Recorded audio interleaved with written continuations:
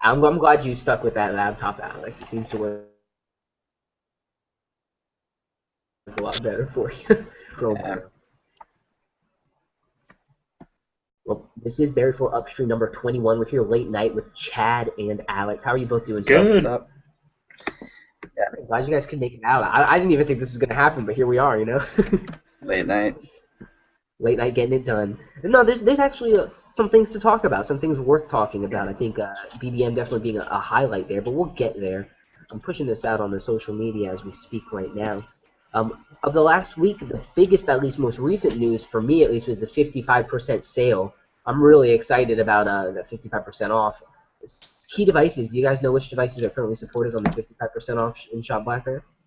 I think majority of the devices, except for the latest ones, so your Passport, the Porsche Design 9983 and the 82, I think those are the ones that are not involved or included in the sale.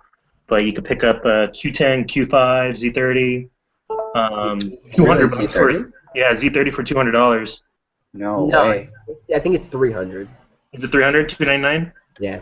Or Even okay. so, but it doesn't work on Verizon though, right?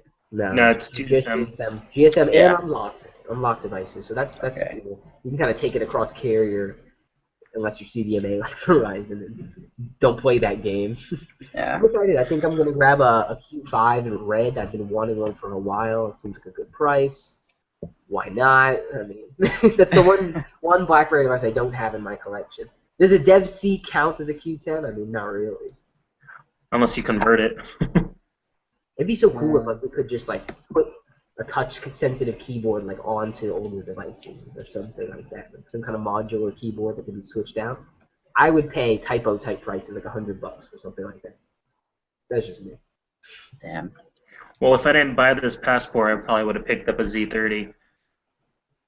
That's right. Yeah. You came from a Z10, right? Yeah, I went from a Z10. I had that massive 4,500 milliamp battery on it.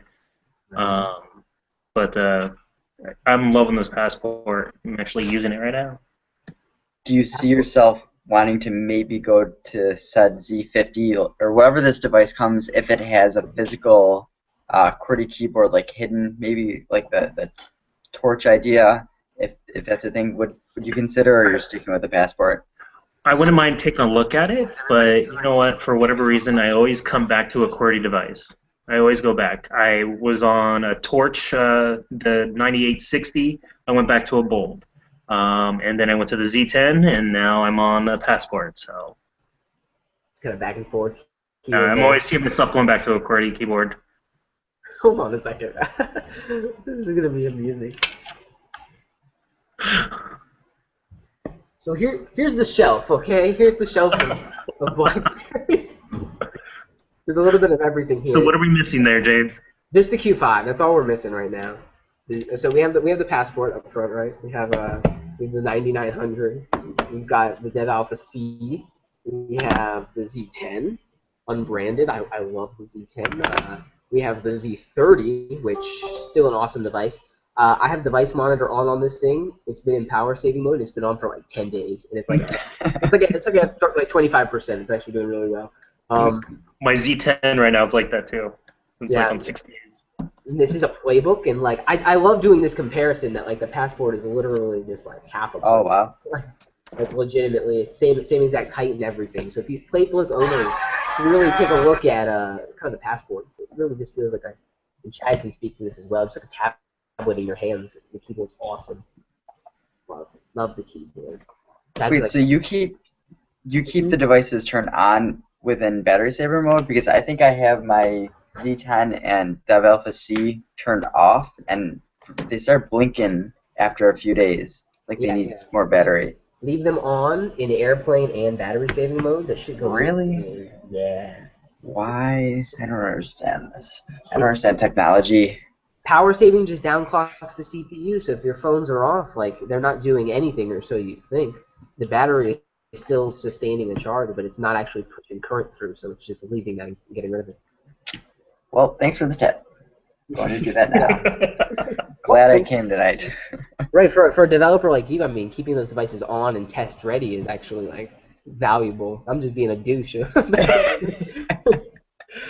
No, but I love my devices. I think when 10.3.1 comes out, I'm gonna finally open up this baby, and it looks like a Z30, but it's not. It's just something in the box of a Z30. And you see it there already. It's the red Z10. I'm waiting. It hasn't been. I don't think I've even turned it on yet. Just kind of waiting for an official 10.3.1, and we'll bring it out, test that out.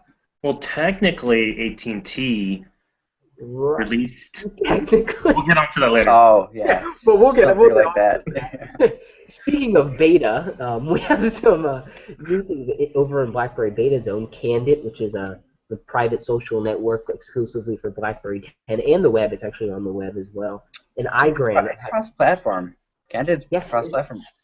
Is it really? So they did Yeah, the jump that took it across platform? That's kind of awesome. But what's interesting though, I was checking out the other day, on Android they have about 500 downloads. On iOS, not too many, but within like BlackBerry world, obviously like it's just a dominant platform. They have thousands upon thousands, and most of the activity is definitely from BlackBerry 10 users. And I was talking to the developer, and it's kind of an interesting thing where it really shows that when you develop for BlackBerry 10, this is like a great app and a good idea, but it's like when you put it into the other ecosystems, it just gets buried, even if it's a great idea. Whereas in BlackBerry, if you have a good idea and a good app, then people use it, and this is like a perfect example of that, I think. Absolutely. And I mean, it's so well integrated on BlackBerry 10 as well with hub integration and just it really grew and blossomed on BlackBerry 10, and obviously there's a user base that still continues to use it and continues putting in new anonymous stories. I found a lot of just cool things in there, people from different places, just all trying to kind of communicate through, I guess, kind of the quintessential part of what communication is, which is just kind of sharing experiences. So I really like Candid. It's cool to see, though, things like iGram as well, kind of getting their way into BlackBerry world, allowing kind of users to get at the application for free, pre-released. I think that's a big thing. It allows us to kind of give feedback in the right way, not just like angry tweets on Twitter to the developer or anything like that. Be a little bit constructive, put a survey out, we'll answer the survey for you instead of just like, this is broken. Yeah. Have you guys, we have this AT&T week with 10.3.1. It was actually, what was it, 10.16? Was that the version number? Yeah. So it was a pretty young 10.3.1 build from what I understand. I think we're actually on later builds nowadays. So this is maybe something they were testing internally and accidentally put it on the production servers to go out. But did anyone grab it, Chad, or are you using it on yours? Yes, I grabbed it the day it was released. I downloaded it. To be honest, in the beginning, it was glitchy. A lot of flickering within screens, opening up apps, going through the file manager, opening up the camera. But I've been on it since Thursday. When did it release? Wednesday or Thursday? Yeah. Yeah, I've been on it since then. The glitch, the flickering, has gone away. The battery life went from an average of 5 hours to, I think I'm on, let's see here. I don't even know what it is left. I closed the device manager. I have 30%. I unplugged it at 12 o'clock today. So I'm getting about 10 to 15 hour average right now. Nice. So it's working. It's doing its thing. Legitimately, I'm getting 21 hours on the device, and maybe it's because I don't use it hardcore. I'm not on it all day, but I'm on it all day. 21 hours for me is inconvenient. It's I'm going through a full day, through a half of a day, and then I'm at 10% at 2 in the afternoon, and it's damn. Do I want to top it off at 54% when I get home, or do I want to just let it go through? So for me, I'm kind of trying to get used to Passport and the insane battery life. With Z30, it would get me through a day, as you said, about 15, 13 hours, kind of consistently. Yeah. But I'm honestly getting so much battery life out of Passport. I'm still on the original. I haven't gone to 10. What is it, the 1154 or something like that, yeah, or 1054? Yeah. You didn't jump to the 1416 or something? I might have jumped over that 10.3 build, Okay. But I did. You know what? The 1416, to be honest, was one of my favorite OSs out of the three that I've had on the Passport. Great battery life. But to be honest, I like the 10.3.1 features, which is making me stay on this OS. I'll deal with the battery. I had a Z10. I think I can manage. Can you though? I mean, like, it's one of those things that, like, it's not removable. It's all integrated. You have to. You're going to be wall hugging at some point or another, even if it's days in between. To be honest, I've been using my my battery pack that I have for my Z10. I have it as a backup. I haven't used it yet. I have it as a backup because I've actually been able to use it through the time that I needed it, and just used it throughout the day. And then when I get home, I just wait till it drains out, and then I'll just plug it in. Right. That's actually a good idea. I have all these packs laying around that I never use, but I probably should. It's a really good idea. Do you guys keep battery saver mode on a lot of the time at like 20%? I don't have it turned on. I have it turned on when it hits like 20%. Okay. But other than that, I don't even need it. Yeah. Well, there's a lot of people. Yeah. What? Yeah, I don't have it on my passport because I'm still on 10.3. But on the Z30, what I did was I put it on set it for 99% to downclock almost immediately because it's limiting the CPU performance. I mean, we know 10.3 and all of this, it runs on something like the Z10. So with the better specs, it kind of averages out the experience. BB10 is solid as is. Yeah. I mean, I did notice it might have been due to beta and like whatever happening. I was doing that too. And I noticed that when I had a lot of like group messages going on within BBM and stuff, then my keyboard would start to lag even after like a restart. And then I actually turned battery saver mode off, and the keyboard instantly started working perfectly. So I could actually tell some of the downclock. I was just wondering. I felt like the passport, there's probably no way you would even notice that though, because like the CPU is so much more powerful that it's like so. I'm excited about it. I really am. And this white keyboard that people keep talking about. Oh, I'm loving it. I have mine on. I love the white keyboard. I have it on auto. Can you show that on screen? I'd like to. Yeah, let me see if I can bring it up here. So it even on passport white as well. That makes so much sense. So much sense. Here, let me.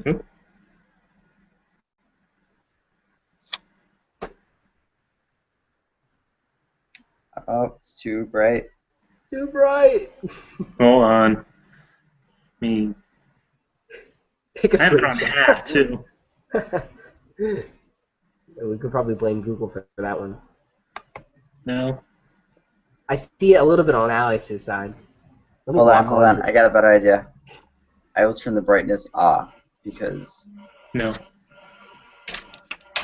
Come on. No, not happening on either. You know what? To be honest, you got to do it yourself.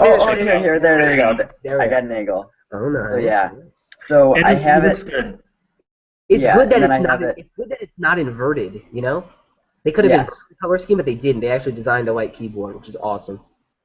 So now, if I close out of that, and then I go into a dark themed app. BBM. Yep.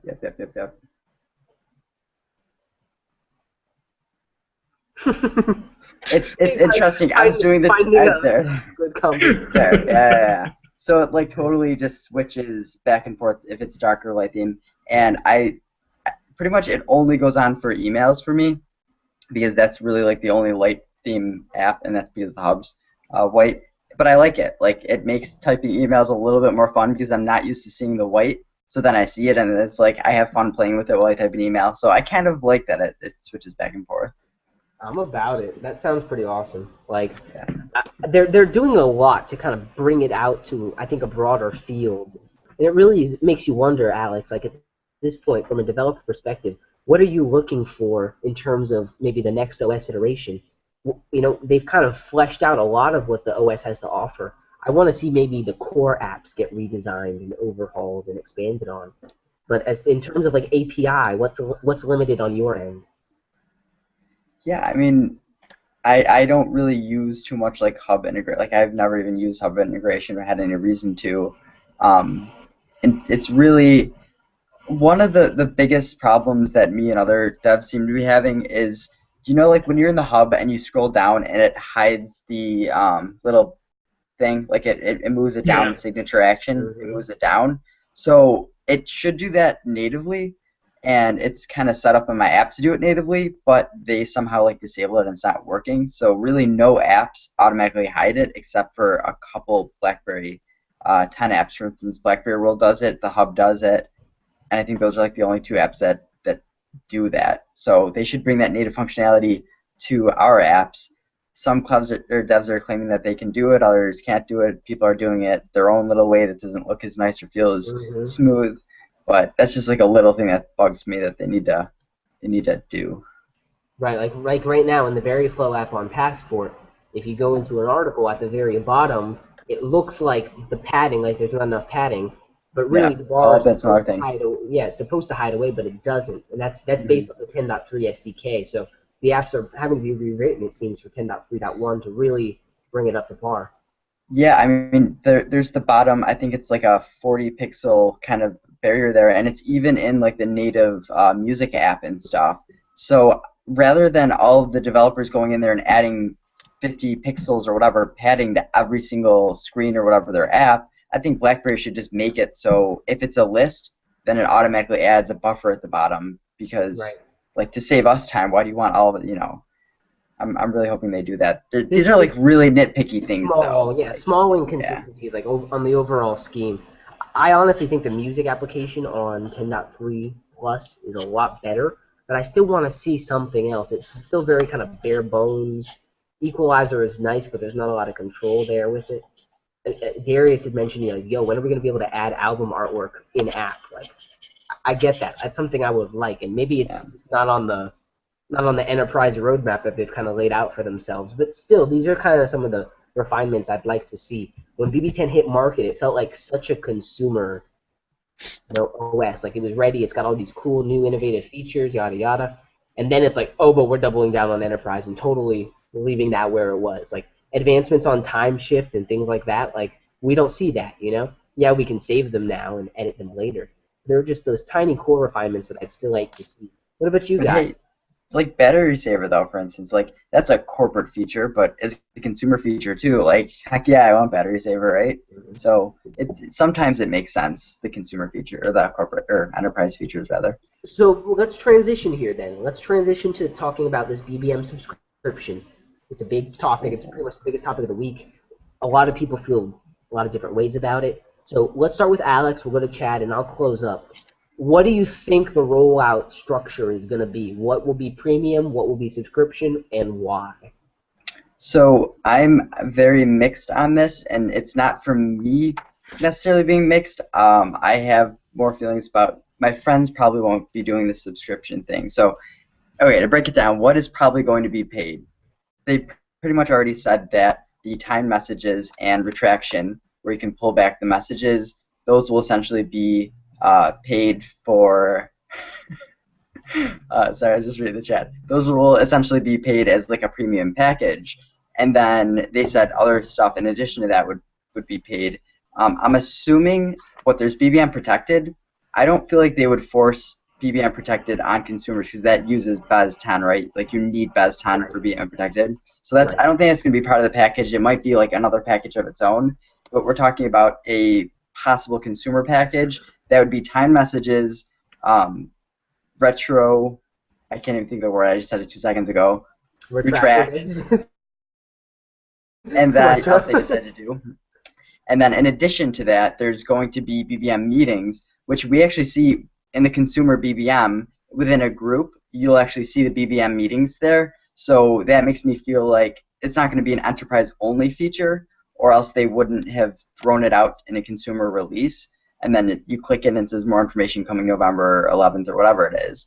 So that is probably going to be another thing within that package. So what I'm thinking BBM meetings is really going to be, it's going to be like the multi-chat, and I'm assuming there's going to be a free alternative, which is just going to be the one-to-one video chat, and hopefully cross-platform. But when we're talking about having 4 or 5 or 6 or 7 or 8 people in a meeting, a video chat at once, I think that's going to be part of the premium feature.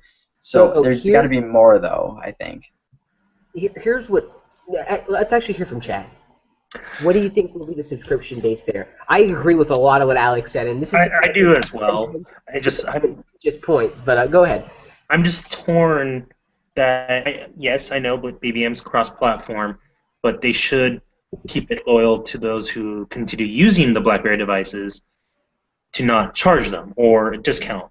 BBM meetings, you know what, have it free for up to 4 people and then charge after that, having more people on top. But honestly, everything that Alex said, I agree. You know, it would be nice to see certain features included in this premium package, but also have it available just to try it out, because if you want to utilize it even more, then you would subscribe.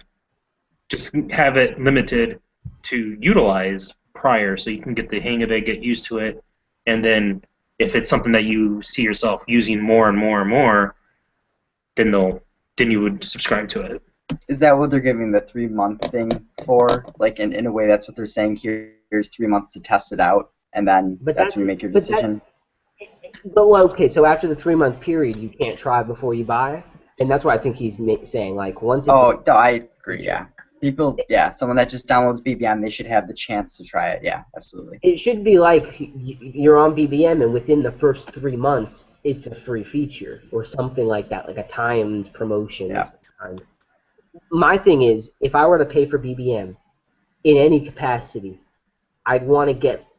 I don't want premium features. I want an entirely pro version. So sponsored posts, get them out of my feed. Stickers, I should have access to all stickers and all wallpapers without having to purchase them and actually own them. I want a lot of like kind of more robust things. So channels, maybe give as an admin some more things on the back end. Allow me to have multiple admins or things like that as part of this subscription model. So really, truly premium features for BBM. And I really think we're going to start seeing some of those. Maybe not, to those fullest extents, but things like picture, retraction and things like that, or timed messages. That really is a very niche thing. As we mentioned here, talking previously about maybe enterprise and BBM and consumers, about 30% of people that are actively part of the 91 million are in enterprise using BBM. So if you take that fact and add in things like eBBM and the other subscription platforms that they had with BES10 that add to BBM, things like BBM meetings kind of start blurring the line, so to speak. So like, will a consumer be able to use BBM meetings to have a one-on-one conversation, or is that the standalone BBM? And if that's cross-platform, how does it happen when iOS and Android don't yet have a one-to-one video client? You know what I'm saying? So here's a fun fact for you, and you guys may have seen this over in Crackberry's forum, because that's definitely where I saw it. Zoom, which as we know looks to be the foundation of BBM meetings, one of their founders, one of their key investors at the beginning, is Dr. Patrick Soon-Shiong, part-time owner of the Lakers, and as well the name we know behind Nant Health and Nantworks. So again, they've already got an established relationship there with BlackBerry being a minority stake in Nantworks and Nant Health. And now Zoom, where it seems he's already got his hand over there, they may be trying to unify something even bigger than BB meetings. I mean, think about hospitalization, being able to talk to your doctor and things like that. Like they may be working on a bigger end game there. Do you guys think they're going to purchase Zoom or just be a partner? Like, I guess there's the whole thing that you could bring up too with like Maluva, right? That's the voice, right? Mm-hmm. Voice assistant. If they haven't announced that they're purchasing that yet, then all of us, we think that would be a good move. Just, you need a voice assistant, so you should probably purchase a company that does that to be competitive. But if they haven't even done that, I don't necessarily think they're gonna go and purchase like Zoom. They'll probably just have a good partnership going, just like they have with the. I'm forgetting all these names now. Glimpse. Yeah, I think it'll be like the partnership with Glimpse rather than like purchasing, because I hope they purchase. But do they even have enough money right now? Like, is this on their roadmap? They're trying to save money, cut costs. They're going to be, how much does Zoom cost? Like, we don't know necessarily. Supposedly about 20,000 customers, if not more, that are already using it in businesses and different things like that. I just don't see them at this point, like you said, with the cost cutting that's going on, investing in the infrastructure and supporting it and maintaining it. I've heard rumors and murmurs from some of my contacts over at BlackBerry that the entire network operating infrastructure that runs BBM costs about $100 million just to keep it up and running. Really? Across the globe. Again, this is a global data network, a secure one at that. So Chen, in an interview with Amber Tanwar over at BNN, actually brought out the fact he's like, by the end of 2016, we expect to be making at least $100 million on BBM. So they'd have to make 200 million. Right, to truly be profitable. But again, we're looking at it as a NOC versus BBM type thing. The NOC is also BES10 and a lot of the other data capacities. A lot of what seems to be the BlackBerry cloud is running through these different data centers and network operating centers to actually securely have those communications. So really, if we look at like BES12 and include all these other things that are going to be running on that data network, BBM is just a small part of it. But if we can continue to keep costs down by not having to do video over that same data network, it allows them to kind of have that that better support. We don't have to worry about dropouts and too many people on BBM video calls at once, crashing the whole thing. And yeah, there's a reason that they haven't released video yet on Android and iOS. Like, this can't be just a coincidence that they've literally waited. Like, I feel like it's been like a year. It may have been a year for them to do this, and they did promise this a while ago. And then you see everyone complaining, why can't I cross-platform BBM video yet? So it seems like that does make sense. Like, that's also a cost-cutting thing. I don't see why they wouldn't do that, but then that totally makes it where it's probably going to be a paid feature or a BBM premium feature.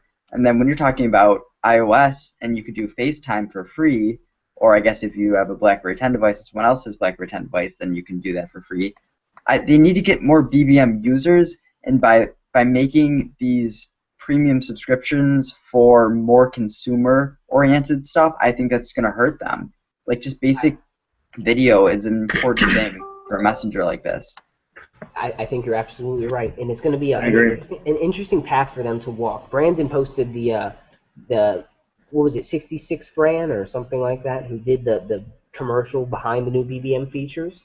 It seems like as they push more into the consumer light, they also want to tailor it for business. If you look at that commercial, it's like, I'm in a situation where I sent my boss at work who uses BBM, I sent him a message about something I meant to send to my girlfriend who also uses BBM. So it is like this work-life type of thing.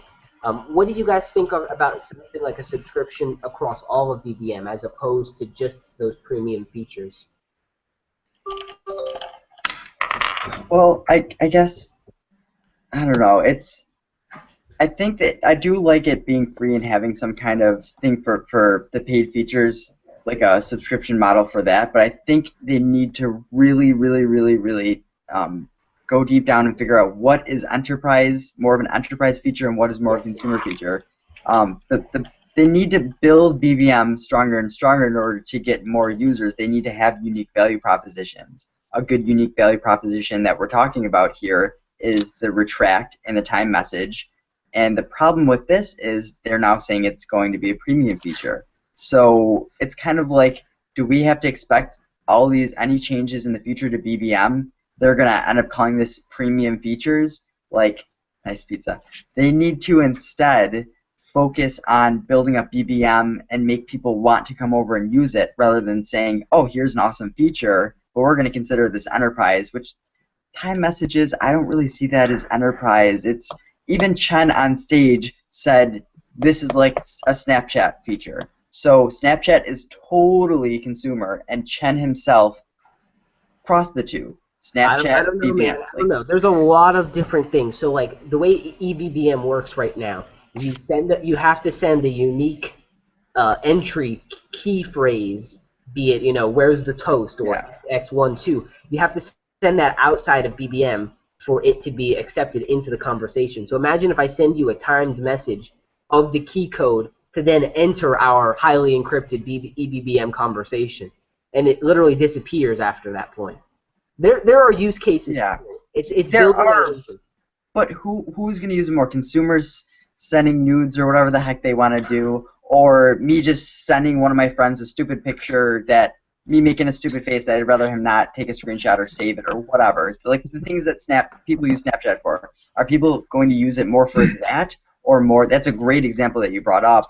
But what are they going to use it more so? And I think it's more consumer feature. I don't like that they're crossing the streams here. the way I see it, like you can't beat Snapchat. Like it doesn't. We can't even send and retract videos or things like that. Like Snapchat has that niche, and it's gonna be there for the consumers. I don't see like a bunch of my gal pals hopping over to BBM just to be able to have that feature. So I think it really is one based on communication. Jeremy sent me his address, and it was timed, you know? He's like, yo, you got my address for a little bit, but I don't want that lingering on your phone. I mean, look at the way Hub is designed right now, okay? If you hand your phone over to someone, they could do a couple swipes and be like 4 layers in on your Facebook messages between, God knows who. There's really no barrier of security there. I would love to be able to hide different areas of BBM, rather the Hub, like hide an account before I hand it off to someone. With retracted messages, it really does give you the privacy and control to say, I don't want this showing up anywhere. I do videos here on my phone, and I'm going through our conversations, Alex, and it's on camera. Someone's address, someone's name, some personal information might come across, and it's something you may not want that, really to linger on someone else's device. But those features should be both. Yeah, go. The features shouldn't be separated from enterprise to consumer. The time messages, like you said, if you're sending an address, if you're sending a picture, if you're sending documents, contracts, things like that, it goes all involved. I don't use Snapchat, so I don't even know what you guys are talking about on that. Use your imagination. I'm too old for that, probably. Facebook Messenger, the only time I message anyone on Facebook Messenger is like friends that don't even use BBM. But honestly, if you don't have anything to hide, you shouldn't be worried about handing your phone over, like James said. I wish I could hide something before I hand my phone over to share it with someone. But I don't have anything to hide. I had a guest today at work. We were talking. He's from Toronto. He pulls out his Q5. I'm like, awesome. Hey, have you seen the passport? And he's like, I'm going to be getting one on the way home and everything. I just handed him my phone.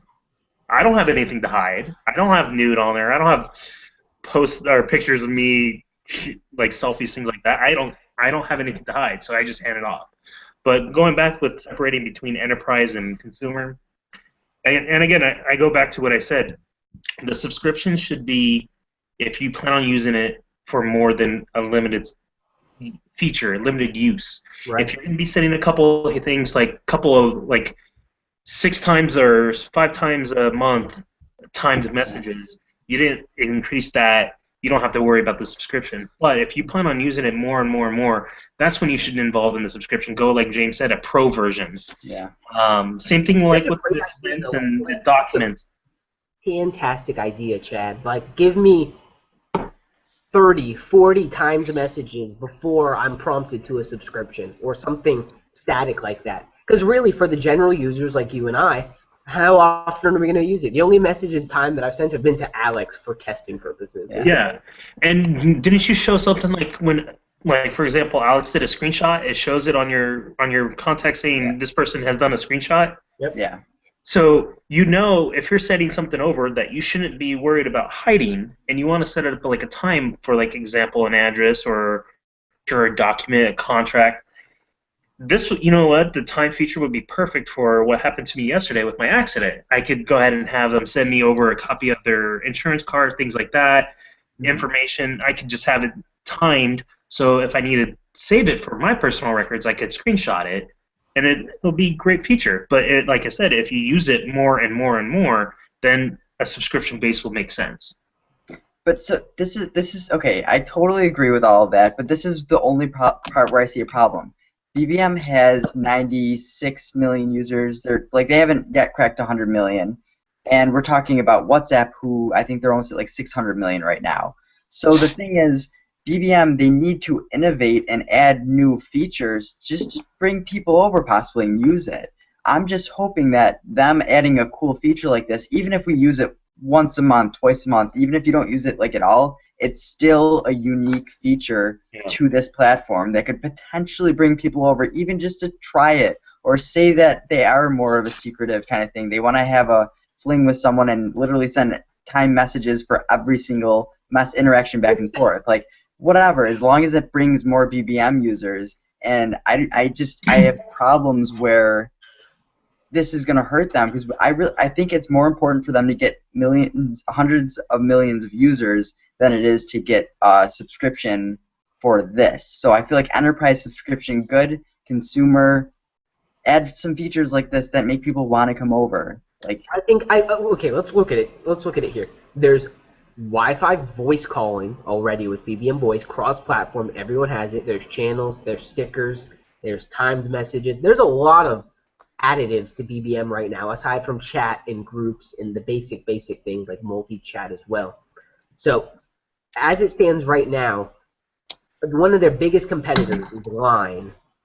They've got about 170 million active users right now. And last quarter alone, they brought in over $300 million. They were close to $400 million. Wow. And that's selling fucking stickers. I look at their monetization platform, and it's basic. Very, very basic. so how much has BlackBerry made? Right, they Stickers. don't talk those numbers because BBM isn't a standalone unit. They don't have to report on it. Line, this is like they are just a messaging client right there. They have another brand, a parent brand that is also called Line Brand, but their Line Messenger actually reports on itself. I'm actually very impressed with stickers. It's funny that you talk about that. I feel like with big companies like Universal, Disney, what's the one for the How to Train Your Dragon? But they're just like, it's nice to see big companies jump in on them. Yeah. It becomes a marketing tool. I mean, BBM is this international thing. So when you come over to the country, when you go to a place like Disney, your messaging client has those characters already built in. It's something familiar to you and kind of transcends the cultural boundaries of the land. BBM has a lot of potential. I think that once it has video at least one-to-one, cross-platform through Zoom integration, I think really it's going to be a pretty robust messenger overall. And then we add in the mobile airtime payments and all that other good stuff that you're going to be able to do from it. I mean, Yeah, but is that going to be a paid enterprise feature? Like, this is what worries me, too. Is every innovation from here on out on BBM going to be considered a premium feature because it's not on other platforms? I think we're going to see a little bit of both. I think they're going to continue to keep it tiered, Alex. I mean, we've seen them right now address the consumer kind of head-on, giving them stickers. You know, it's like, is that an enterprise feature? Like, no, it's not. So when you add on like layers of different features, things like time messages and obviously message retractions, you kind of see more in line of how that actually serves a place. What I think is going to be the compelling part of what BBM offers is that it offers a little bit of all the messaging clients in one. And with the subscription, really kind of gives you a broad expanse of messaging as a platform.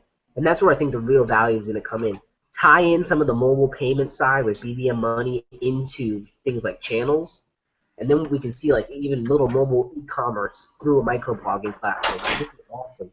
I don't know. I've got high hopes for Yeah. it. I've got high Well, hopes. they got to give like little tastes of it then, I think. Like, even, okay, like time messages or this could be an interesting idea. So it's like maybe give time messages free, but not timed pictures for free. That would be a premium. Like, give a little taste of it, so there's a unique, and then you can get like an added benefit, or like retraction. Like, I could see that could be like a premium only feature, but give us a taste of something. If it's just a time message out of those three, or I feel like I really hope they continue innovating, giving something for free. Give us a taste of what we can get from premium, rather than just say, here's cool features, use them for 3 months, and now we take them away from you.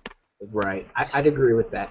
I think if there's a combo between what you've mentioned, what Chad mentioned about just kind of giving a basic allotment, that'd be awesome.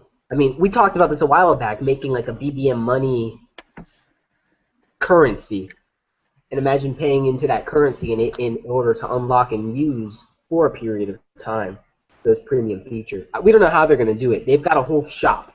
So you can imagine them building some kind of virtual currency that you just pay for, and that be how they lay out the payment and subscription model.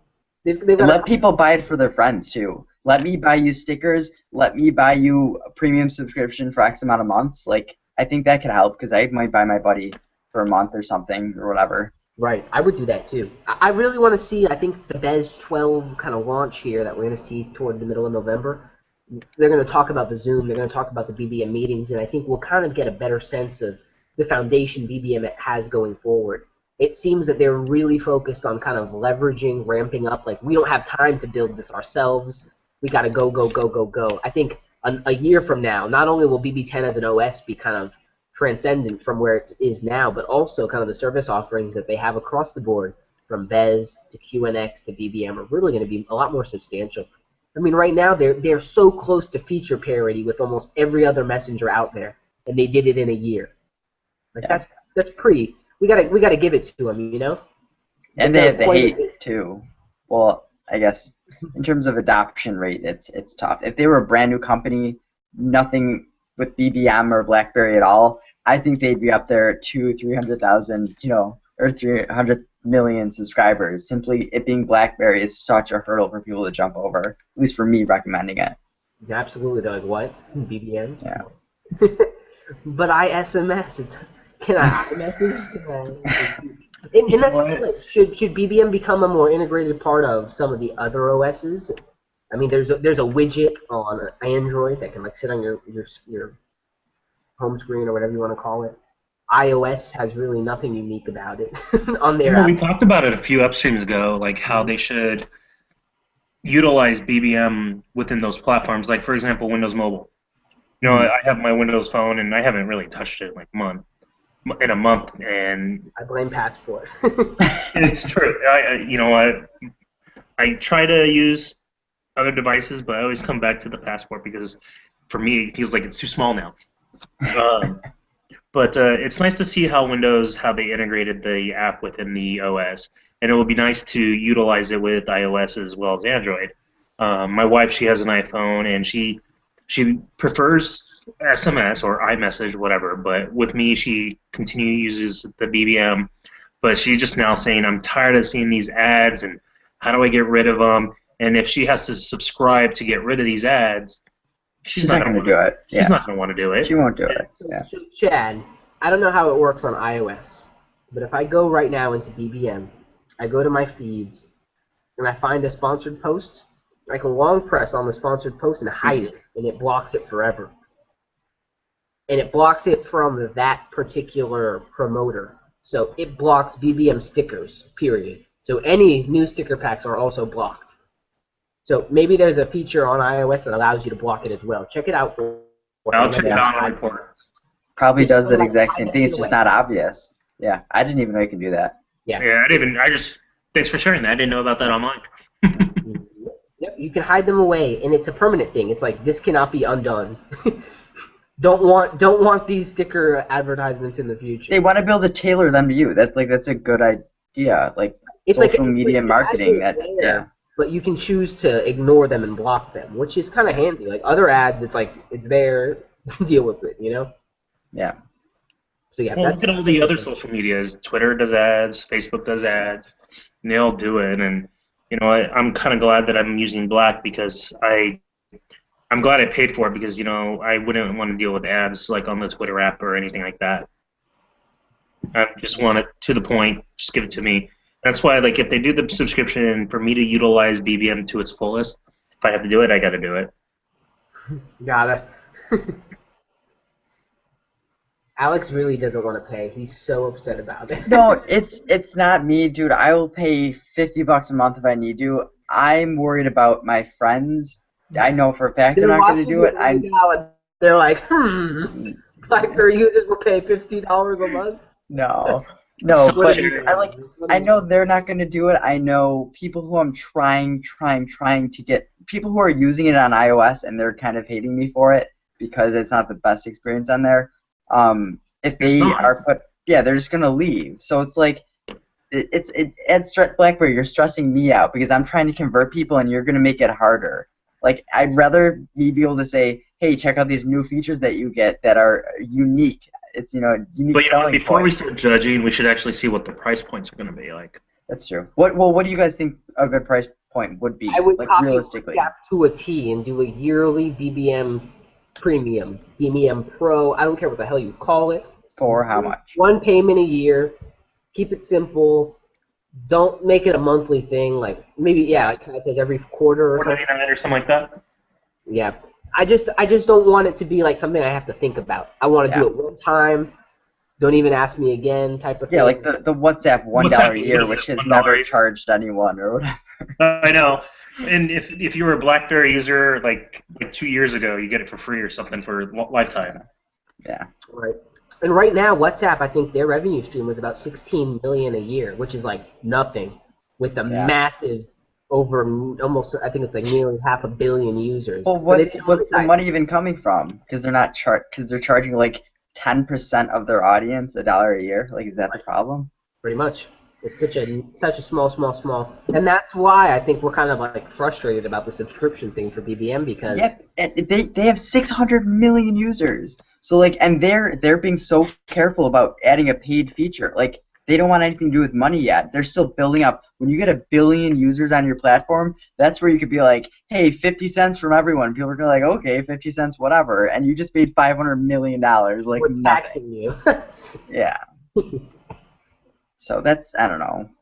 It's worrisome to see the bigger guys not do it because they want more numbers, and then BlackBerry, we need numbers on BlackBerry, BBM. Like, it's really important. I don't know. There's a value to the user base that is on BlackBerry. I mean, what's the percentage of people that read their BBM messages within 20 seconds? We're just highly engaged in BBM, more so than Or other. we have no life, one of the two. No, we just make it an integral part of our communication streams. I mean, the Ds, the Rs, we have a true presence with the people we communicate with, and I think that's something that's kind of overrated or underrated, perhaps, on other platforms. BBM to me is better than email. It really is. It's real time. I know when I don't know when you've read an email, you know? I don't know whether you've chosen to ignore an email, or I don't know how safe an email is when it goes out there. Yeah. There's a lot of, I think, benefit in having a secure, stable foundation in something like BBM as a platform for not only communication, but as well kind of creation. I mean, things like channels are kind of unique to the messaging space. Having a microblog within your platform, again, it just kind of has such a broad appeal for me, at least. What was that can't get my NBA friends star use that it, just though. joined like a couple of weeks ago on the BBM channel? I'm bringing it up right now. Lance Stevenson. NBA? He's been doing it, and we have other celebrities that are on it. BBM channels, I think if it's promoted and marketed right, BBM channels could be like a legit social media site. Channels needs the web. It needs the web. I'd love to be able to share a web channel like out there as an actual link. But do we need another one? Like, we brought it up before, like, it could be a blend, right? Like, once blend, we're hoping, goes cross-platform just for BBM, so like you won't be getting your phone's email and all that stuff. But once you could actually put blend on your Mac for your iPhone and just log into BBM and use BBM and channels, that could be cool too. There's so many social networks out there right now. And when you speak about blend, okay, I've owned this Passport for almost a month now, and I have not touched blend. Maybe once I've used it. Why? I like holding this. It's just. Well, see, that's the problem. It's just I feel more in control. The UI on blend, it's gorgeous. It looks great. It's there. It's available. It's easy to, like the one time I did use it, I used it to do some calendar entries for my wife and I because we have a shared account, and it was much easier than doing it on the phone. That was like the only thing. Other than that, like I constantly have the phone with me. I use my phone like heavy. I'm a heavy user on this device, and me to put it down to use the computer, I rarely use my laptop. I haven't used this laptop. That's the problem. Yeah. I don't use it. It kind of replaced my laptop, so. That's the difference, though. Blend is targeting the people like me. I'm on my computer 10, 12 hours a day, most of it working on like websites and stuff like that. And for me to stop to pick up my phone to reply to a BBM, it breaks my concentration. It really gets me pissed off. So I go and I just mute my phone because I'm so annoyed. And with Blend, it's nice because I could just tab over really quickly, reply. I could type 100 words per minute on my computer. I can't type 100 words per minute on my touchscreen Z30. So for me to not break concentration, Blend makes total sense. But I can see for you, Blend really does not have that much use. I can see. If I were able to utilize it at work, if it would allow me to use it, I would use Blend more. Alex, I just had a brilliant idea. Let's get a fake Verizon logo, put it on your passport, and then they'll accept it. No, this is a good idea. We should definitely do this, Alex. Like, get a little decal of Verizon, Slap it on the Chat. passport somewhere. Chad apologizes in chat for going off topic. We're talking about Blend, and he comes up with this. Like, James. Because you're complaining about your Z30 on the touchscreen. It's like you have this passport, but you can't I'll use still it. never be able to type as quick as I can. I could type 100+ words per minute on a full laptop keyboard or computer keyboard. I can't do that on a phone. But For basic I concentration. used to type like 60 to 70 words a minute on the bowl. Yeah. The passport, I'm But still it getting breaks used to the it. concentration. Like, at least for me, stopping to pick up a phone to respond, it changes my focus. Whereas if I'm looking at my screen and there's something still on the screen, I could reply and go right back to what I'm doing. It's not as much of a break. So I think Blend is more for people who are constantly on their computer for work. It's more I'm of an with enterprise. Chad on it. I haven't used it too much. I use my computer, a decent amount. For me, it's still task switching. I have to leave one thing, go into this, respond, and then go back. I would love to be able to respond like in the pop-up, kind of like a toast notification. Oh yeah, I'm sure that'll come though. That's like a yeah. But like you mentioned, it's just not there as of yet. It's still kind of fresh out the oven. Needs some more time to cook. And I think 10.3.1, I heard they're putting blend betas in beta zone for a limited user base. So they're definitely working to continue, I guess, elevating that experience. I'd love to see kind of where the API goes with it. Is it something developers are going to be able to tap into solely when connected with BES? How is that going to play out? Would you build something into Blend, Alex? Is that something you'd be interested in doing? Like Mocket, for instance, is already integrated with BlackBerry Express. So would he go the extra mile to have that as something in Blend? I think they're seeing Blend as a very enterprise-focused feature, and I don't think they're going to want to just throw everything in the kitchen sink in there.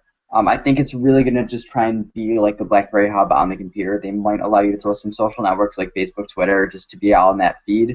I think that the main purpose is to stop. Like, I understand you guys are totally different than me, but if I can get my hub identical on my computer and I can have my phone on the other side of the house and not have to touch it, that is a huge thing for me, because I tell you, I get pissed off when people are BBMing me and I'm in work. Whereas if I check my Blend while I'm working, it doesn't break my concentration, but my phone does. And I might just be an exception to the rule. I might be crazy. I don't know. But when I get sucked into programming and then I get my phone going off, I want to whip my phone across the room. It just breaks my concentration. And that's what I said earlier. If I was able to utilize Blend on my work computer, I would probably use it more. Stupid from work, but still. Because I have to go, as we call it, backstage, pull my phone out, see what's going on, but then I would go back out and work. But I'm on a dual-screen computer where I could multitask and everything, and if I had Blend on there, I would be able to just utilize that. Yeah. Yeah. There's a use, but it's more enterprise. And that's when Bridge was released. Those who utilize the playbook in their workplace, my last job, I was actually utilizing my playbook at work.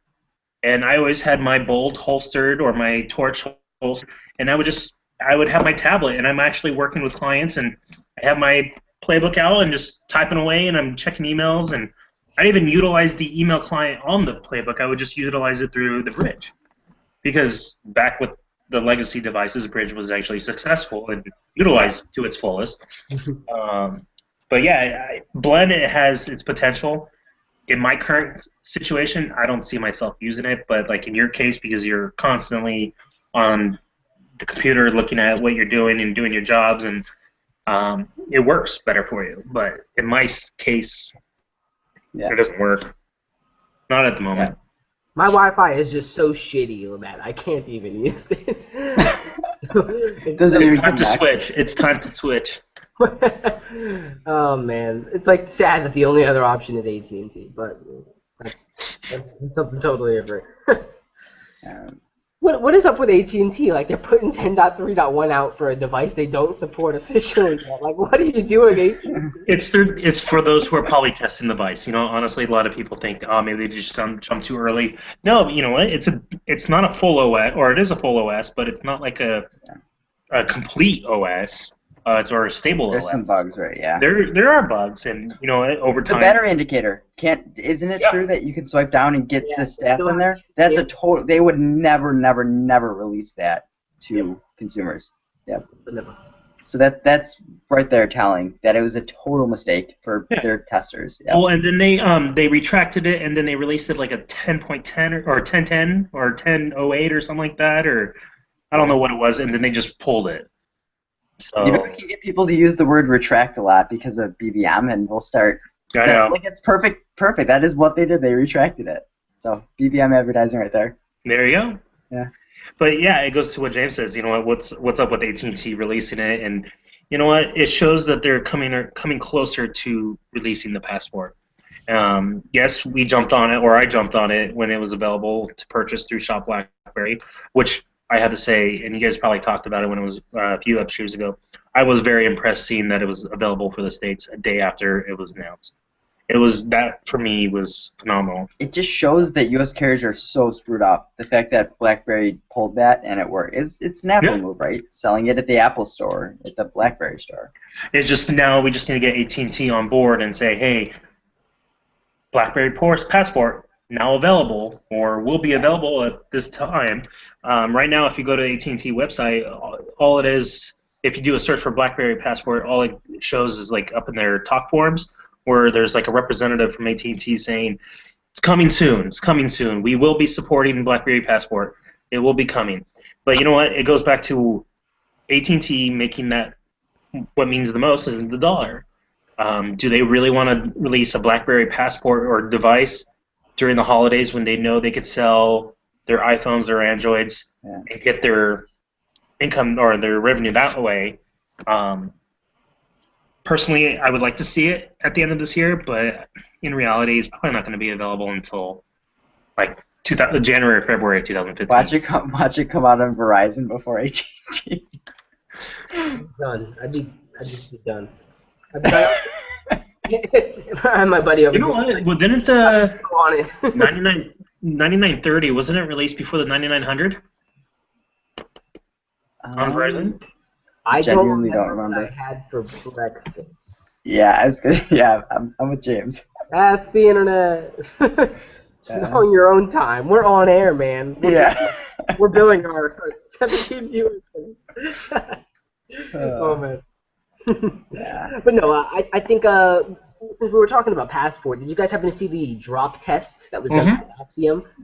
I think that was awesome. And you know what? I've seen quite a few drop tests, and for them to like throw it in the air towards the end and like stumbling over and trying to like show it like they're trying to catch and it drops, that to me it shows that they were actually putting it to the test to its fullest potential, and it survived.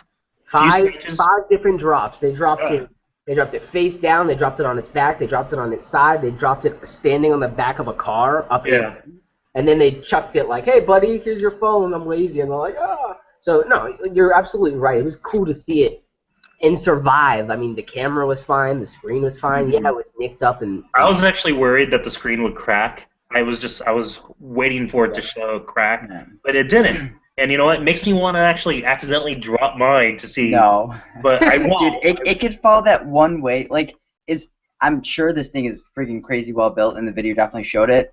But I guarantee you, in a different parallel universe, if they dropped it the littlest bit different, it might have cracked part of the screen, or the screen might shatter, or something like that. But it's kind of like you drop 10 passports, and there's not going to be as much damage as if you drop 10 iPhones or whatever. Like, the Passport is an extremely well-built device, and that was the first drop test I think I've ever seen that the phone was not destroyed at the end of it.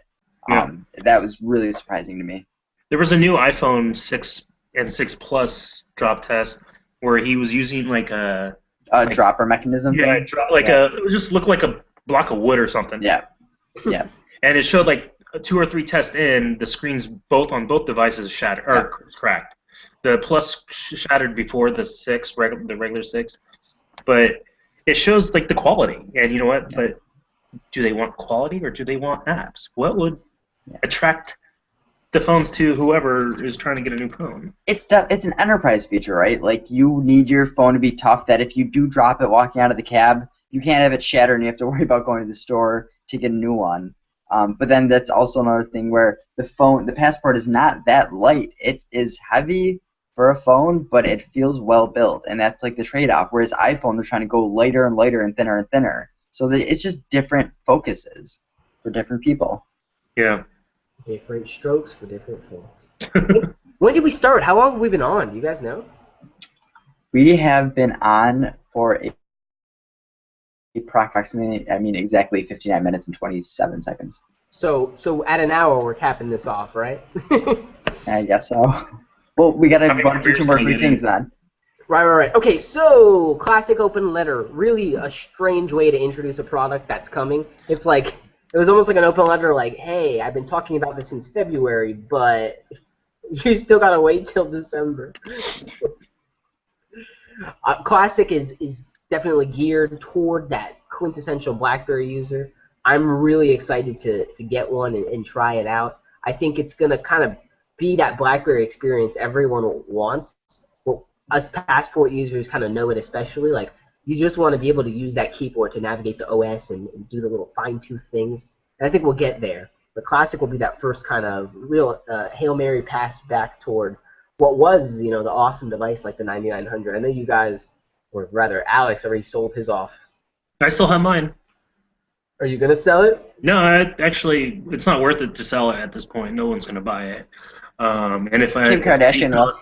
Yeah, she'll buy them for days. Yeah, and you know what? Maybe I should hold off and just say, hey, Kim, I still got one if you want it. No, Kim will buy a Classic. She'll buy a Classic.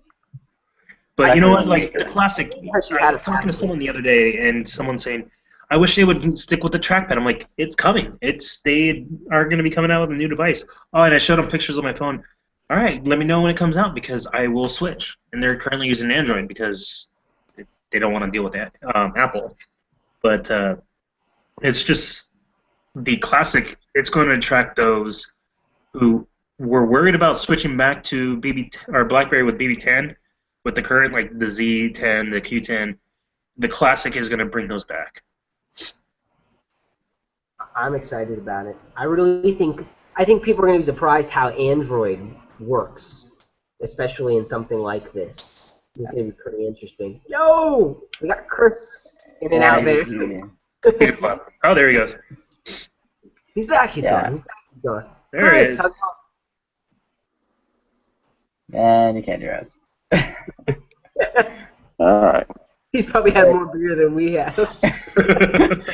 Hey, what's up?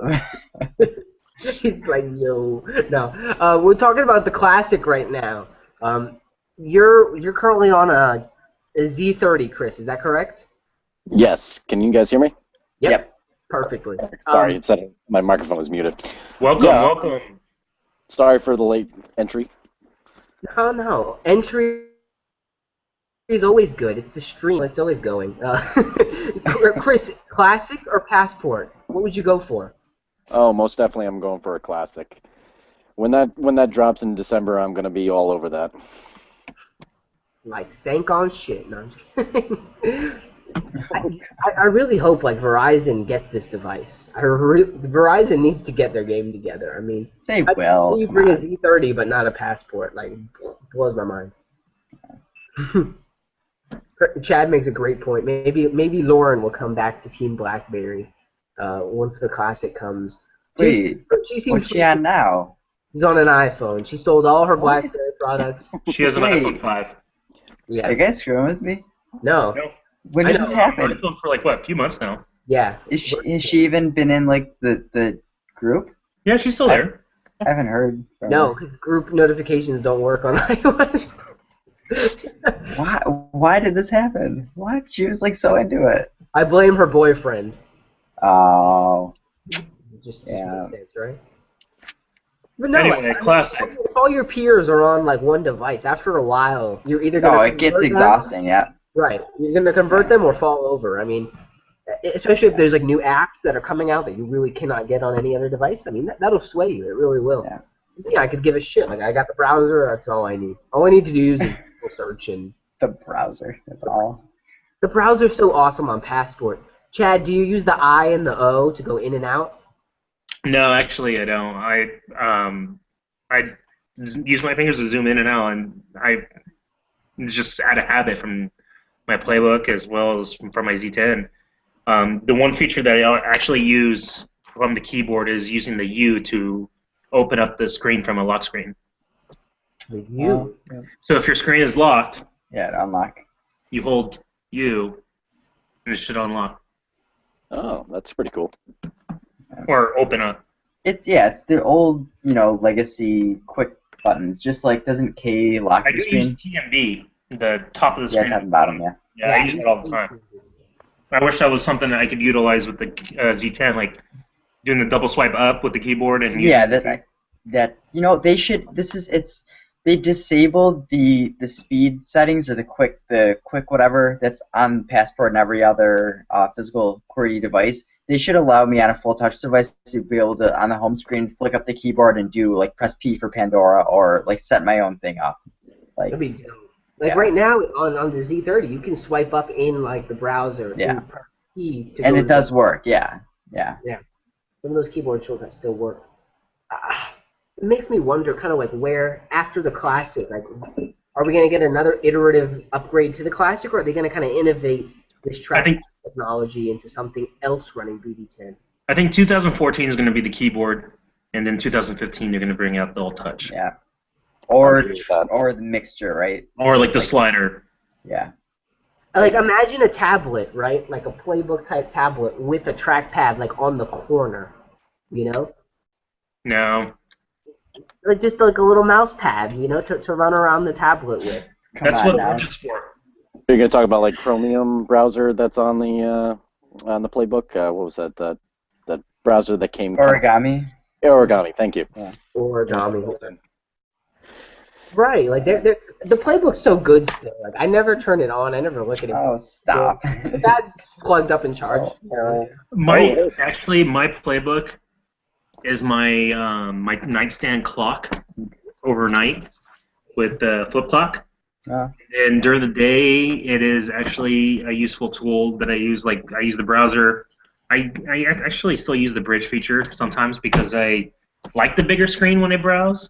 But again, like I said earlier, I still go back to the Passport. That's my hands-on device lately. So, but I still use my playbook at least once or twice a day. I agree with you, Chad. Once or twice a year. I was about to agree with that. Mine's over the corner beeping right now because it's dead. Yeah. And plus, my daughter, she actually prefers watching movies on my playbook than my wife's iPad because the speakers are much better. There you go, front-facing speakers. I would hope that you just trained her to hate Apple, but that works too. Actually, my daughter, as a 4-year-old, she's very smart. She knows how to use a Windows phone, a BlackBerry phone, a legacy device, an Android device, and an iPad or iPhone. That is, I don't even know. The generation, oh man. I don't even know how to do all that. Like, yeah. Great. She knows more about my wife's iPhone than I do. It's kind of scary, you know? It's kind of Dude, scary. it's this generation that's coming up. Everyone is going to have social anxiety, but they're going to be insane with technology. Insane. You're going to be like, where's the tablet? I don't even... going to bridge that technology gap and hopefully bring more users back to BlackBerry because, you know, honestly, the Classic, I wish the specs on the device would be closer to what the Passport is. Right. From what was leaked, I don't know, a few months back, but the Passport, you know what, bringing back the trackpad and the tool belt, whatever it's called, it will bridge the gap from those who prefer iOS devices but miss the keyboard because it brings back the familiarity back to BlackBerry, what it used to be.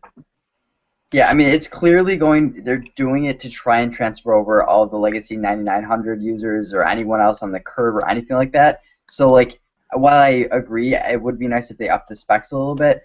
We're talking about people on the 9930, which has, 512 megabytes of RAM, or is it 768 megabytes of RAM? I think it was. Something like 512 or... Yeah, so these people who their target market is for this phone, they don't give a shit about specs and BlackBerry 10 will run just great on those specs anyways. It doesn't have a crazy high resolution screen like the Passport where it needs some of those specs. So I think it's fine, it'll work. I'm not gonna get it. A buddy of mine, he does he does all the networking for a company, and they're all on legacy devices. They're on BIS, they're not on BES. And they asked him, kind of like what Kim Kardashian does, find all the bold 9900 devices because that's what they preferred. They didn't like the Q10, they didn't like the Z10 when it came out, they didn't really like the BB10 experience, and they prefer the legacy devices.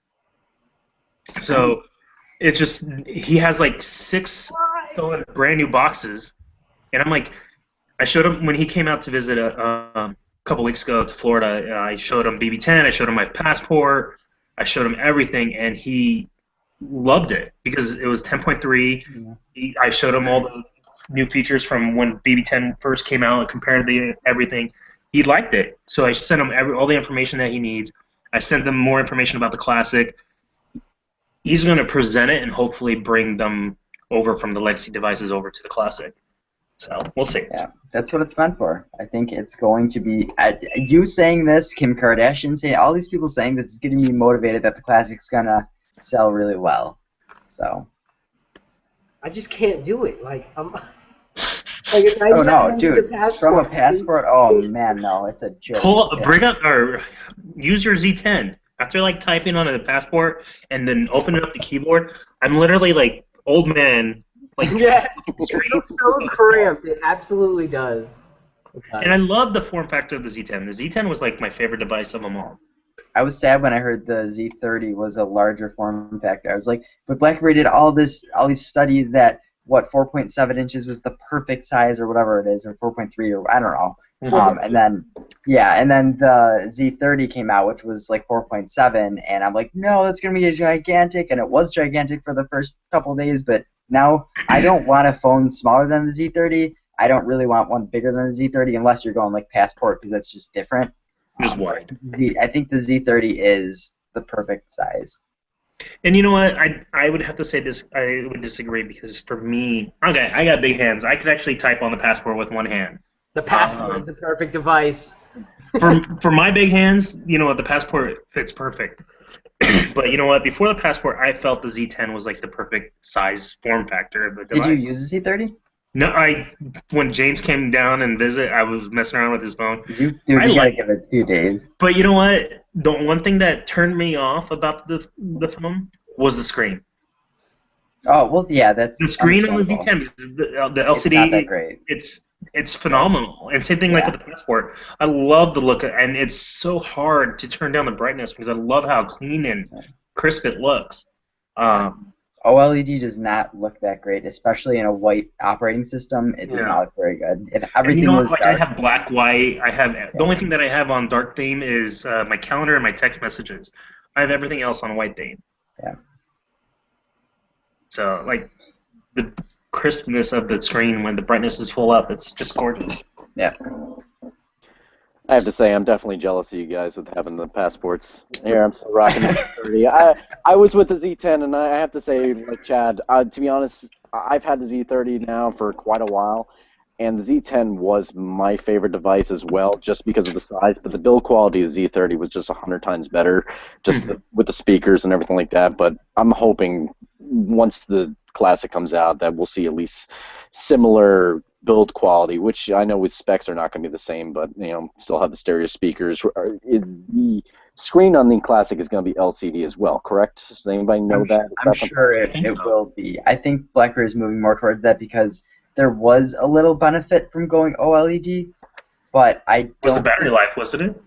It was supposed to be like you use darker, because OLED it'll actually turn off dark pixels to display black, but I really don't think it's been that great of a game. Sorry, what? I was going to say, is it OLED or is it Super AMOLED? OLED. That OLED allows you to turn off, like with dark or black pixels, to actually turn the pixel off. Okay. That's what OLED does. Yeah, Z30 is Super AMOLED, but it's an OLED screen. Okay, sorry. Technology. I need to be schooled on that. IPSLCD. It's going to change like next week anyway, so who cares? I don't know. I still don't understand what plasma is. Like, it went through the generation of when that was a thing, and I'm still wondering. That sounds awesome, but it's like, no, that's like old technology. You know what? All I knew about plasma is never to get it because if you look at it at an angle, you just won't have a clear view of it. Yeah. So Yeah. we have Classic looking forward, December timeframe when it's been announced. We have this BES12 event likely toward the 13th of November. Do you guys expect them to announce much else outside of that, BES12? It seemed like, a new era of enterprise mobility is what they were hailing BES12. It's not an update. It's a substantial, I guess, regression forward for the market of MDM. Aside from adding Windows support, do we know anything else that's coming with BES12? Just that unified platform that you'll be able to, I think, manage your legacy devices as well if you still have some of those, all under one console. I think BES10 and BES5 are still needed if you want to manage BlackBerry 10 in something like a 9900. So they'll finally kind of bridge that gap for their users.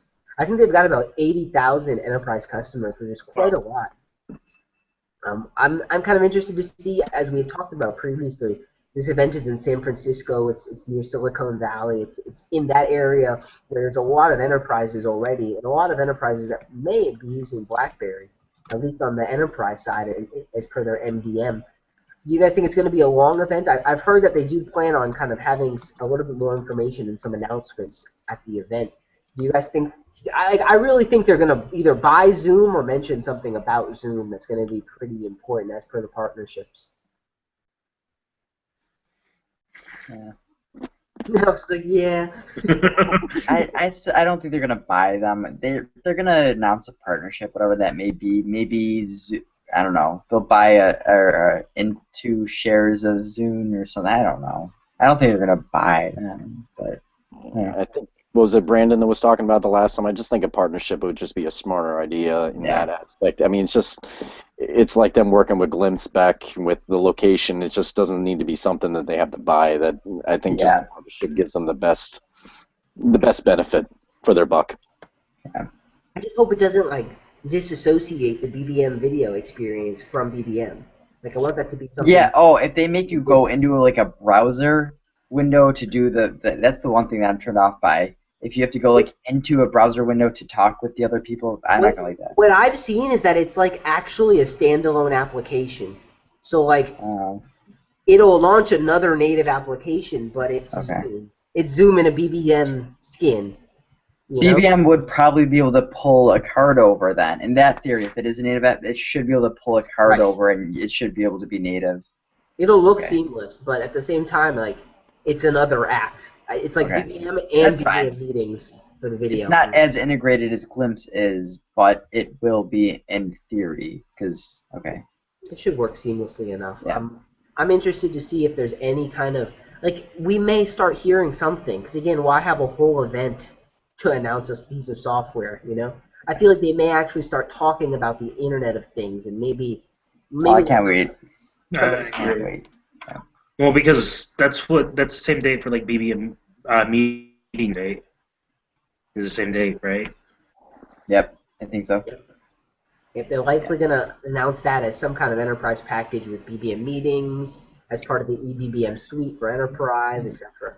They will probably talk about premium BBM as well there too, right? Potentially. That would make sense. Yeah. I think it's gonna be an exciting event, primarily software based, and I think that's been long overdue. We've had hardware events. I'm waiting for the software event where they talk a lot about, because BlackBerry's kind of moved towards the software, business. So definitely excited for this. Excited for the future. I want to see the Internet of Things kind of get together. Yeah. It seems like such a disparate, vast ecosystem of marketplaces and platforms, and if they can really kind of bring that together securely, I mean, we're talking so much money for them.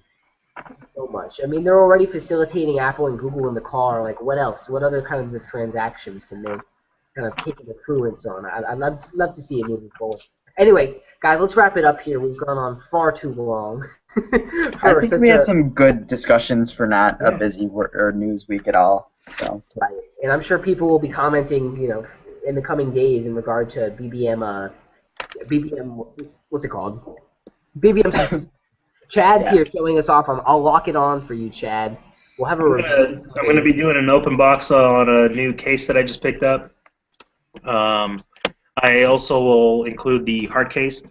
The one thing that I'm going to go ahead and do, and James, if you're good with it, is do a contest for this case. Do a With contest. BerryFlow. That'd be sick. That's what I should have done. I should have sold mine. We could do that.